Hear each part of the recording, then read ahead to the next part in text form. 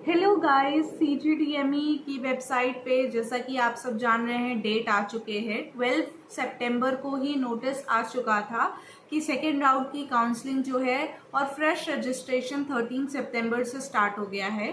13 to 17 जो है वो फ्रेश रजिस्ट्रेशन चलेगा और 18 एक दिन एक्स्ट्रा चॉइस फिलिंग है। जिन बच्चों ने राउंड 1 में ऑलरेडी रजिस्टर कर लिया है उनको राउंड 2 में फिर से रजिस्टर करने की ज़रूरत नहीं है, पर एक इम्पॉर्टेंट स्टेप है जो कि है अपग्रेडेशन, विलिंगनेस ऑफ अपग्रेडेशन। अगर आपको अपग्रेडेशन करना है तो आपको फॉर्म पे एक पॉपअप आएगा, उस पर यस क्लिक करना है और फिर उसके बाद आप अपग्रेड करेंगे, यानी कि आपका जो विल है वो सबमिट करना है। सेकेंड, जो बच्चे फ्रेश रजिस्ट्रेशन करवाना चाह रहे हैं उनको 17 सितंबर तक का टाइम है। अगर आप गवर्नमेंट कॉलेज के लिए करवा रहे हैं तो 1000 और अगर आप प्राइवेट के लिए करवा रहे हैं तो 1 लाख रुपीज़ का पेमेंट करना पड़ेगा। बहुत ही सोच समझ के कीजिए क्योंकि राउंड 2 के रूल्स काफ़ी स्ट्रिक्ट होते हैं और काफ़ी अलग होते हैं और सारे स्टेट से। छत्तीसगढ़ में जो हमारा सिक्योरिटीज डिपॉजिट है वो जब्त कर लिया जाएगा अगर आपने राउंड 2 में काउंसलिंग करवाई और सीट नहीं ली। अगर सीट नहीं ली तो आपका सिक्योरिटी डिपॉजिट चला जाएगा जो 1 लाख रुपए का है।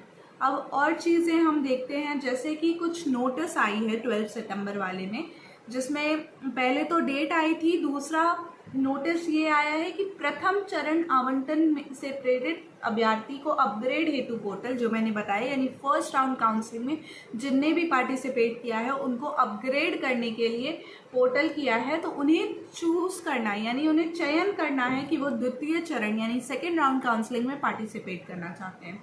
सेकेंड जो नोटिस आई है वो ये है कि छत्तीसगढ़ चिकित्सा यानी कि मेडिकल कॉलेज, डेंटल कॉलेज और फिजियोथेरेपिक स्नातक प्रवेश नियम जो है वो हमें नियम सारे पढ़ने पड़ेंगे। जो भी काउंसलिंग के नियम्स हैं उसके हिसाब से ही हमें आगे जाके अपग्रेडेशन और चॉइस फिलिंग करनी चाहिए।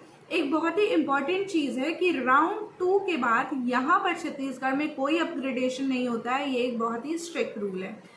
नेक्स्ट अगर देखें तो पूर्व से पंजीकरण यानी कि ऑलरेडी रजिस्टर्ड जो भी अभ्यर्थी हैं, यानी कि जिन भी स्टूडेंट्स ने ऑलरेडी रजिस्टर कर लिया है उनके लिए चयन करना स्वतः शून्य हो गया, यानी कि जो भी चॉइस फिलिंग उन्होंने की है वो अब एग्जिस्ट नहीं करी है, नॉन एग्जिस्टेंट चॉइस फिलिंग है और उनको दोबारा से चॉइस फिलिंग करनी पड़ेगी।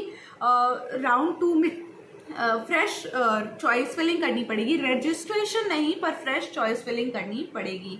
अगर चॉइस फिलिंग नहीं करेंगे तो कोई भी कॉलेज अलॉट नहीं होगा। फोर्थ वेरी इंपॉर्टेंट, पूर्व से पंजीकरण वे अभ्यर्थी जिन्होंने केवल शासकीय, अगर आपने सिर्फ गवर्नमेंट कॉलेज के लिए भरा है पर आप राउंड 2 में विल कर रहे हैं कि आप प्राइवेट में भी जाना चाहते हैं तो आपको जो डिफरेंस अमाउंट है यानी कि जो पहले का अमाउंट है और जो 1 लाख है उसका जो डिफरेंस अमाउंट है उसको पे करके, उसको गवर्नमेंट को पे करके यानी कि उसमें पे करके आप जो प्राइवेट कॉलेज है उनके भी पोर्टल को एक्सेस कर पाएंगे।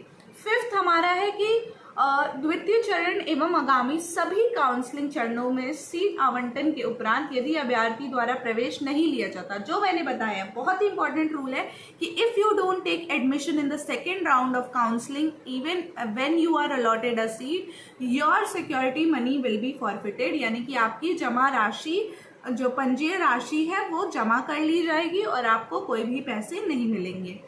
अतः अभ्यर्थी को सलाह है कि वो वही चॉइस फिलिंग करे जो उनको इंटरेस्टेड है। सिक्स्थ जो बहुत इंपॉर्टेंट है कि आपको काउंसलिंग की प्रक्रिया के लिए जो भी आपको रूल्स डालना है वो आप CGDME की ऑफिशियल साइट पे जाकर रूल्स जब आप डालोगे तो आपको सारे rules, first round, second round, third round, सारे रूल्स आपको मिल जाएंगे। अगर आप चाहते हैं कि मैं उस पर भी एक वीडियो बनाऊं तो कमेंट करिएगा।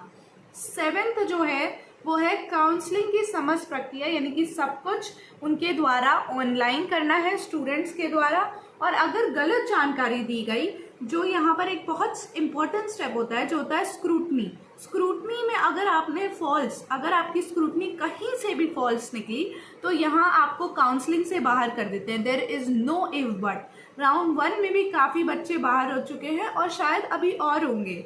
यानी कि आपके जो भी डॉक्यूमेंट्स है कोई भी जाली यानी फेक नहीं होने चाहिए, सब रियल डॉक्यूमेंट्स होने चाहिए। ये सारे जो हमारे रूल्स हैं प्रवेश वर्ष के, वो सारे रूल्स आ चुके हैं। तो आप इस काउंसलिंग के जितने भी रूल्स हैं उसको अच्छे से पढ़िए, उसके बाद चॉइस फिलिंग करिए।